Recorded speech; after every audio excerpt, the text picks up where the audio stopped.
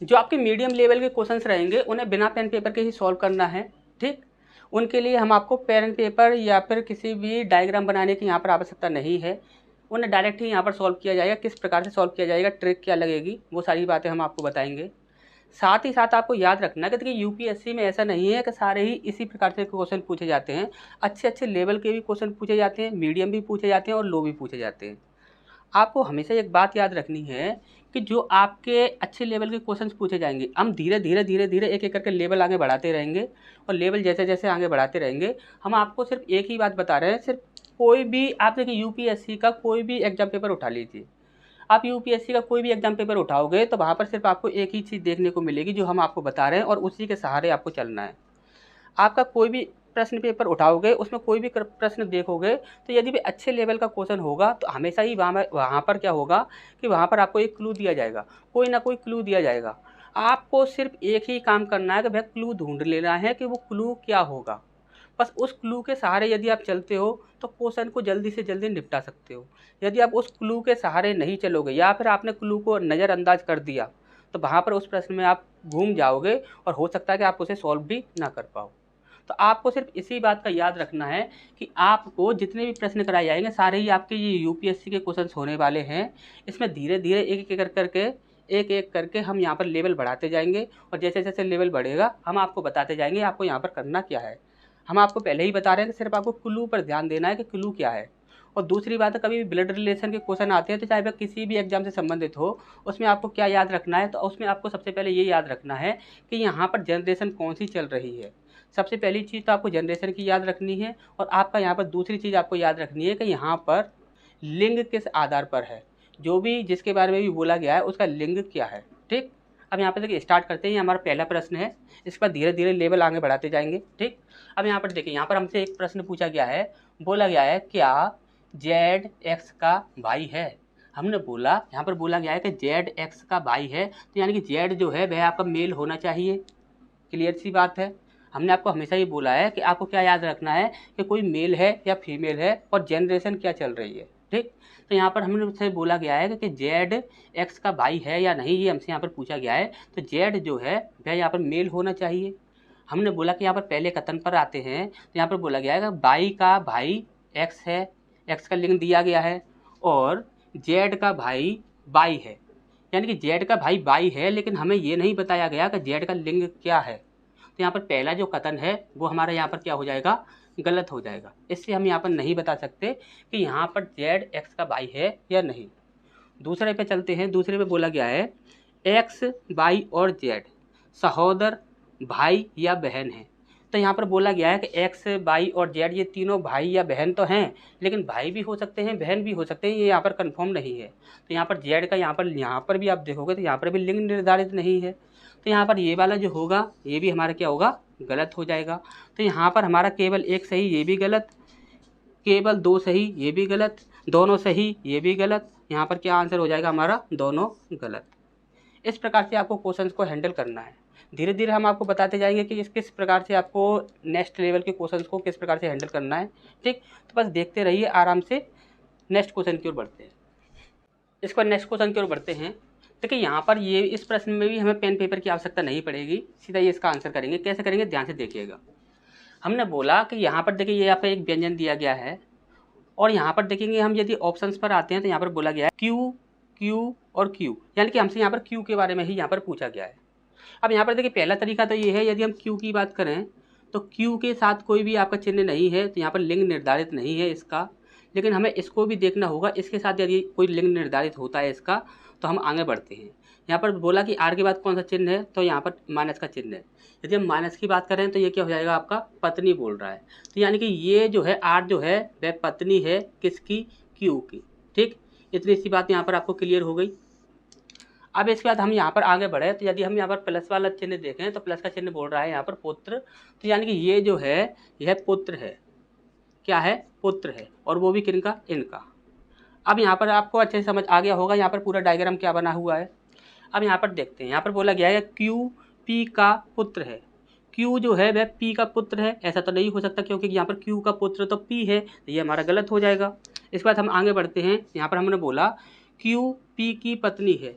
Q जो है वह पी की पत्नी कैसे हो जाएगी, ये तो आपका मेल है, फीमेल नहीं है, ये आपका गलत हो जाएगा।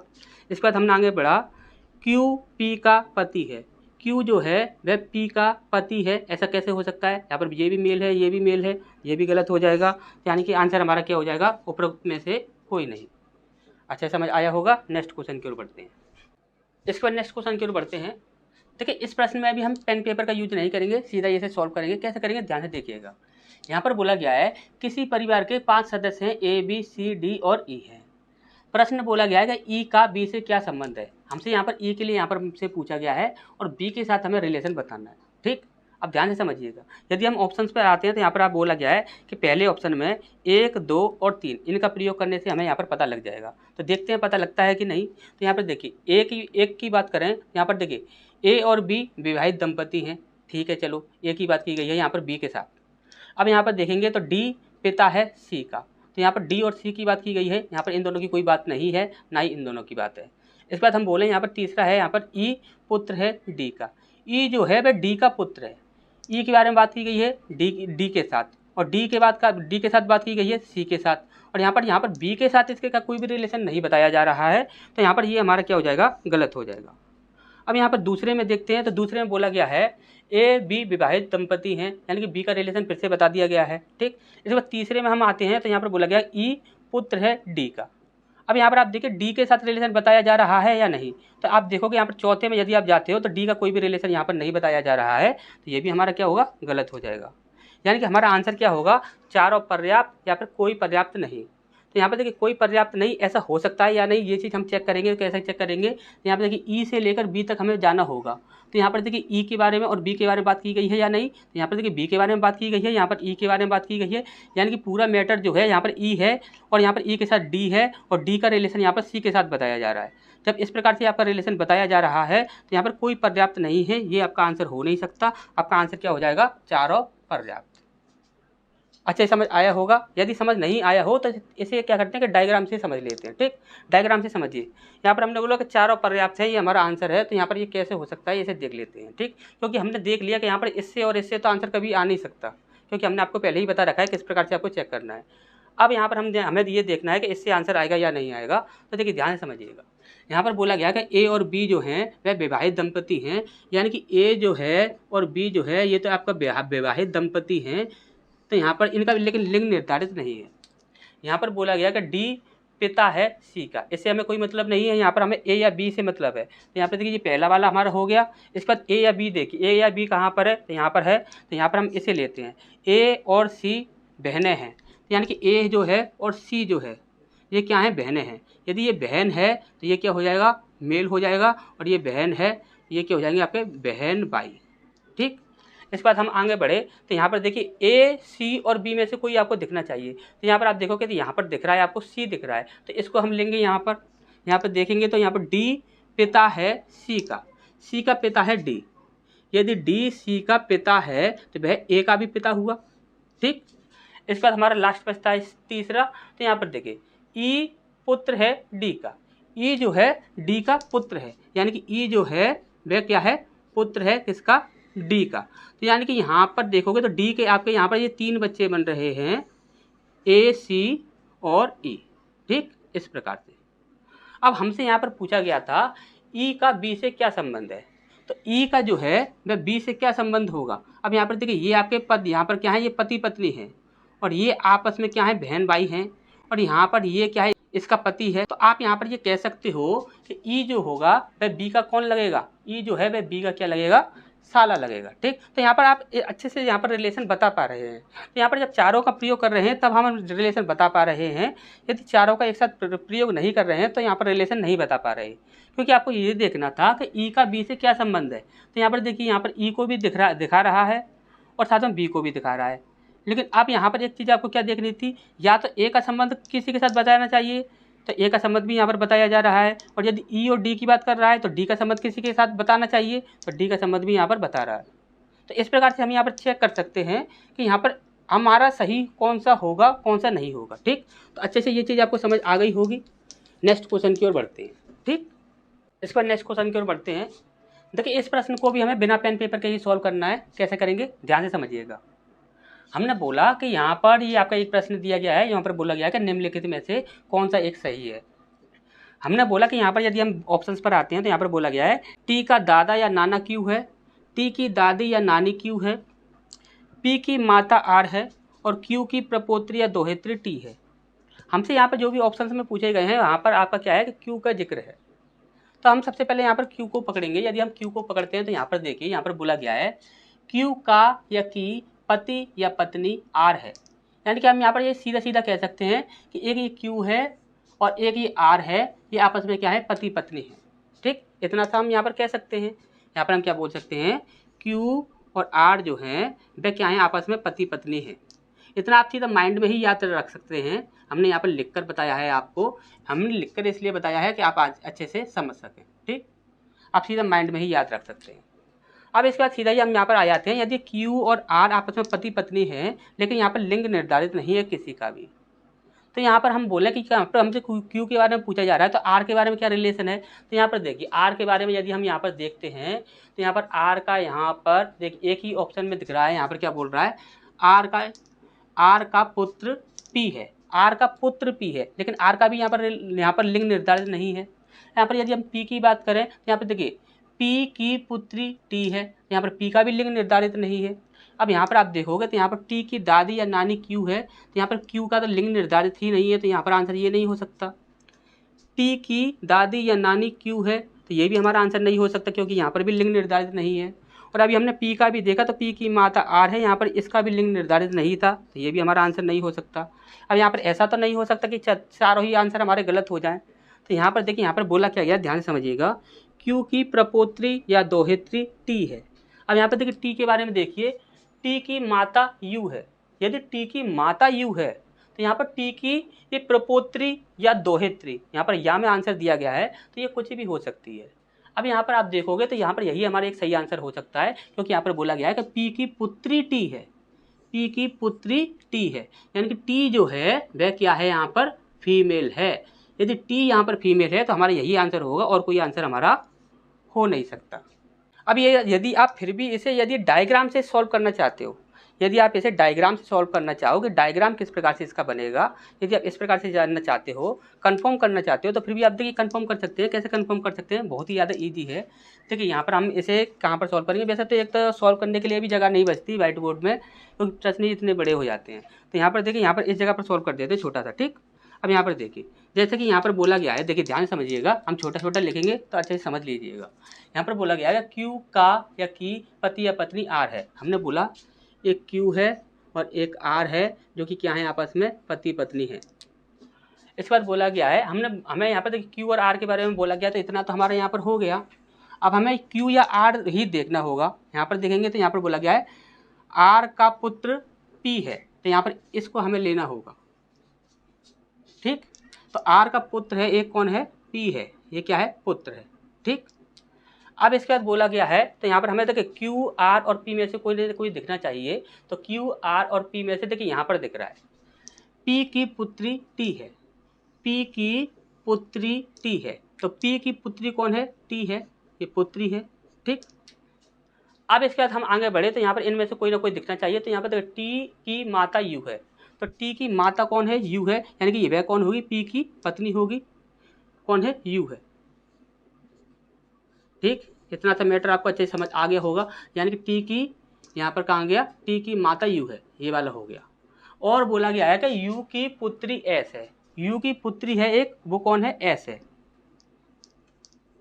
यू की एक पुत्री है, वो कौन है, एस है। ठीक, अब यहाँ पर देखोगे तो ये दोनों क्या हो गए, आपस में बहन बहन हो गई क्योंकि एक ही माता पिता के संतान है। और ये आपस में क्या है, ये यहाँ पर इनके संतान है। लेकिन क्यू और आर का यहाँ पर रिलेशन, यहाँ पर रिलेशन तो बताया गया है कि ये पति पत्नी है, लेकिन लिंग निर्धारित नहीं है। ठीक, अब यहाँ पर हम देखते हैं तो यहाँ पर हमसे बोला गया था, देखिए ध्यान से देखिएगा, टी का दादा या नाना क्यू है।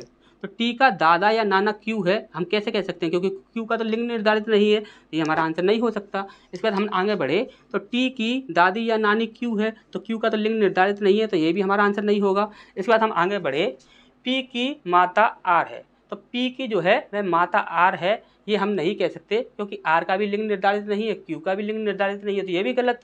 इसके बाद हमने बोला कि यहाँ पर क्यू की ओर बढ़ते हैं, तो क्यू की प्रपोत्री या दोहेत्री टी है, तो ये टी क्यू की कुछ भी हो सकती है। यहाँ पर देखिए ये तो इसका तो लिंग निर्धारित है ना, यहाँ पर देखिए आपका ये माइनस का चिन्ह लगाया है हमने, तो ये क्या है, ये फीमेल है, तो ये आपका बिल्कुल सही हो जाएगा और सारे क्या हो जाएंगे, गलत हो जाएंगे। ठीक, तो आप बिना डायग्राम के ही यहाँ पर सॉल्व कर सकते थे, इसमें इतनी ज़्यादा दिक्कत नहीं थी। ठीक, तो नेक्स्ट क्वेश्चन की ओर बढ़ते हैं। इस पर नेक्स्ट क्वेश्चन की ओर बढ़ते हैं।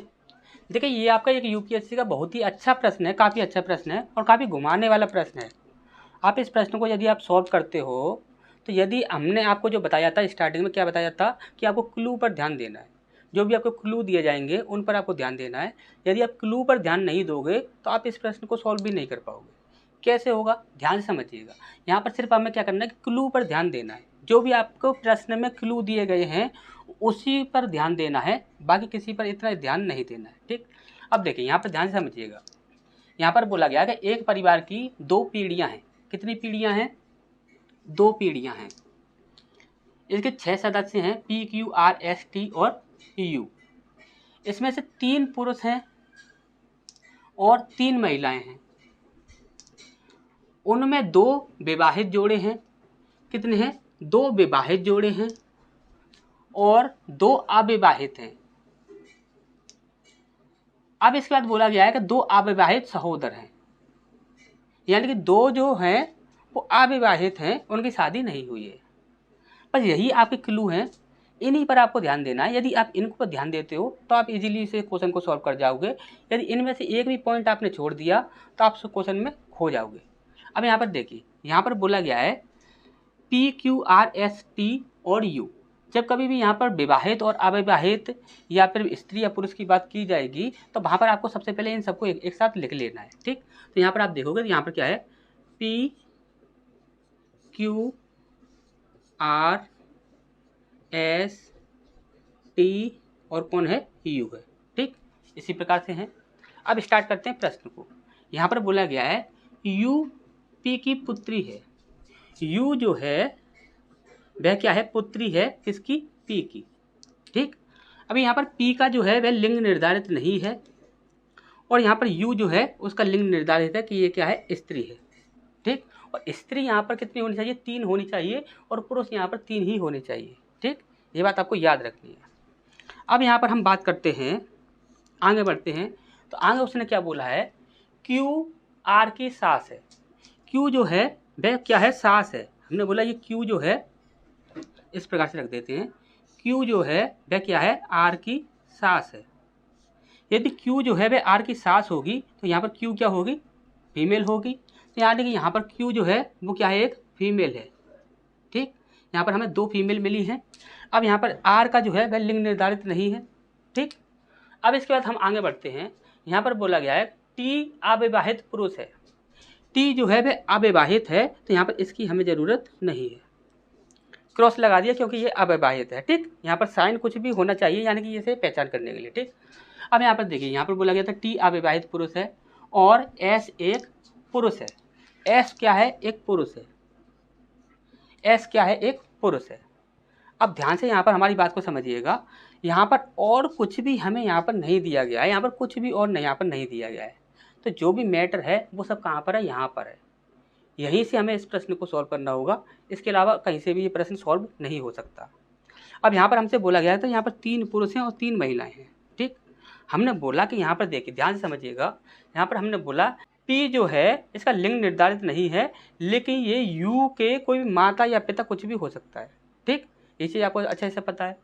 अब यहाँ पर यदि ये यू जो है, ये जो पी जो है, यदि ये पी का ये बच्चा है तो ये जाहिर सी बात है कि इसकी ये क्या है, एक शादीशुदा है।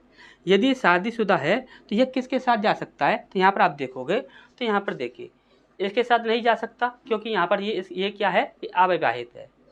अब यहाँ पर आप देखोगे तो पी यहाँ पर यू के साथ नहीं जा सकता। ठीक, यू के साथ नहीं जा सकता। यहाँ पर ये आर की बात करें तो आर के साथ भी नहीं जा सकता।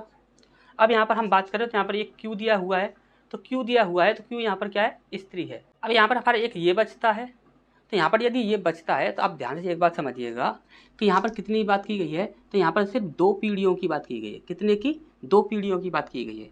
यदि सिर्फ 2 पीढ़ियों की बात की गई है तो यहाँ पर एक पीढ़ी तो आपकी यही हो जाएगी, यदि ये आपकी एक पीढ़ी हो जाएगी तो यहाँ पर आप देखोगे तो Q यदि यहाँ पर स्त्री है तो ये क्या हो जाएगा, पुरुष हो जाएगा। यानी कि P कौन है, तो P यहाँ पर क्या है, पुरुष है। अच्छा ये समझ आया होगा। यहाँ पर देखिए ध्यान से समझिएगा, यहाँ पर 2 पीढ़ियों की बात की गई है। यदि 2 पीढ़ियों की बात की गई है और यहाँ पर देखिए, यहाँ पर देखोगे तो आप 2 अविवाहित भी हैं। यहाँ पर यदि 2 अविवाहित हैं तो एक तो अविवाहित ये हो गया, और यहाँ पर देखोगे तो R जो है पहले से ही शादीशुदा है। यदि R पहले से ही शादीशुदा है तो यहाँ पर एक पीढ़ी आपकी यही बन सकती है। अब हम यहाँ पर बात करें तो यहाँ पर देखिए Q जो है उसका लिंग निर्धारित हो गया, P का यहाँ पर लिंग निर्धारित हो गया, ठीक, और U का भी यहाँ पर लिंग निर्धारित है। अब यहाँ पर हम बात करेंगे तो यहाँ पर 3 पुरुष और 3 महिलाएं होनी चाहिए।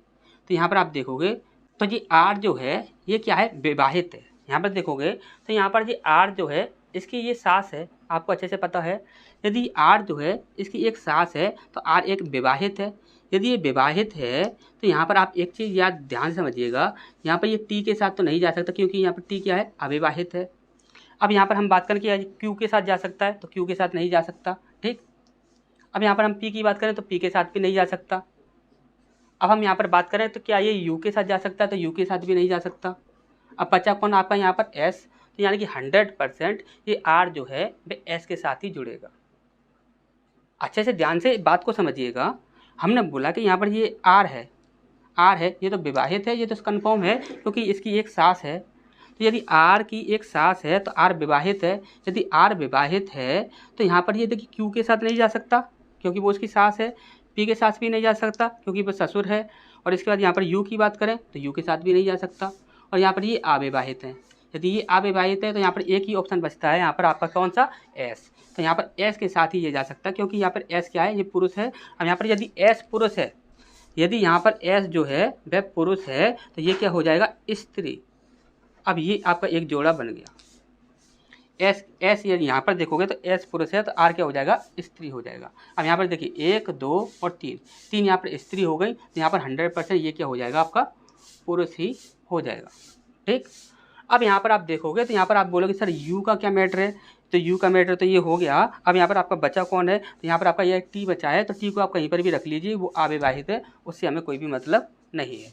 अब यहाँ पर यदि प्रश्न पर आते हैं तो यहाँ पर देखिए R U की पत्नी है, तो R U की पत्नी है, नहीं हो सकता, तो ये हमारा गलत हो जाएगा। इसके बाद बोला गया है कि S अविवाहित है, कि S अविवाहित है, नहीं है, S का विवाह R के साथ हुआ है, तो ये हमारा यहाँ पर गलत हो जाएगा।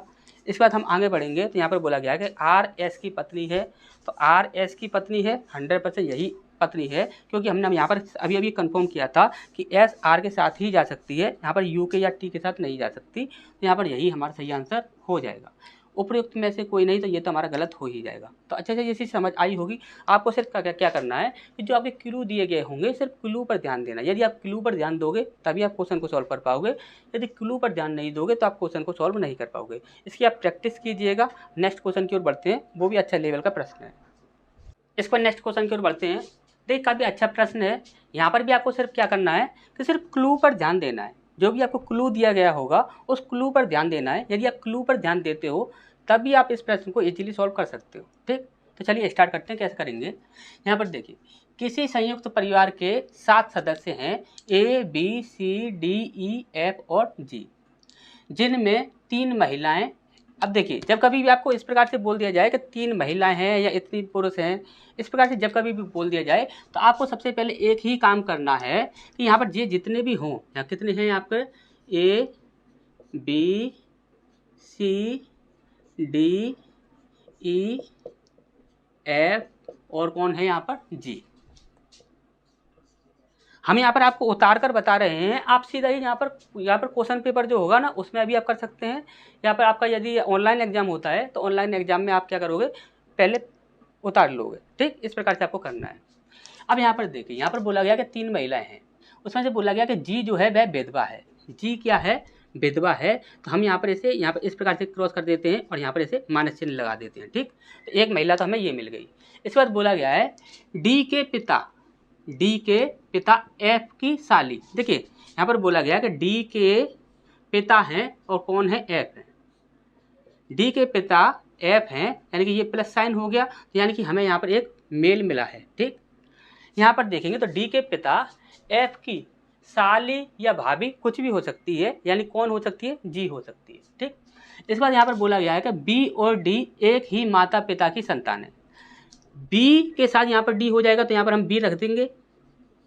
बी और डी जो हैं वे एक ही माता पिता के संतान हैं, तो यहाँ पर एफ के ही ये बच्चे हैं। ठीक, लेकिन इनका लिंग निर्धारित नहीं है अभी यहाँ पर।